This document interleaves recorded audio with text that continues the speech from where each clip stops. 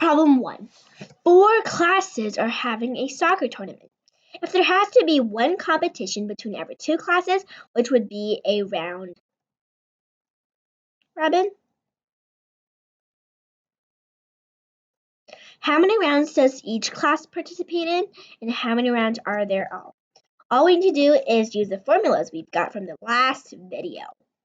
So for the round robin, we first go look at that list, and we know that there are 4 classes.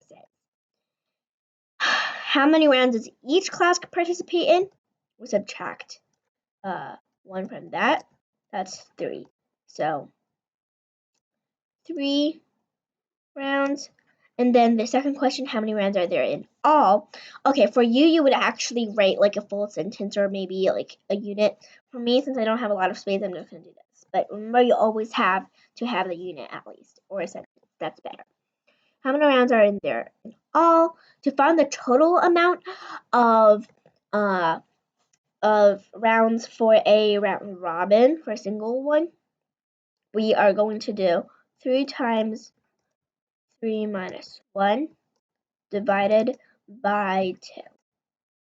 Oh, I'm sorry, 4. That would be 4 because there's 4 classes. So that would equal 4 times 3 divided by 2, 12 divided by 2, or 6. So 3, 6.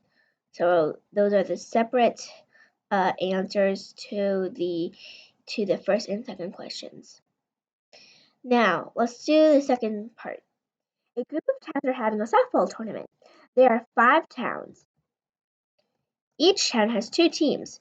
So how many teams are there?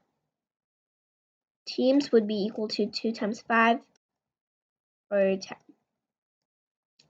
Every team has to play all of the other teams one time. Again, that's another round robin. Because just look for the keywords, and sometimes they'll tell you, sometimes they will not. In this case, they did not, but they did tell you a good description of a round robin tournament. So, and these competitions are held at 5 different softball fields. 5 different softball fields. So how many fields are there? Fields are 5. So on average, how many competitions will be held at each softball field? So what do we know? We know that we first have to find total amount of competitions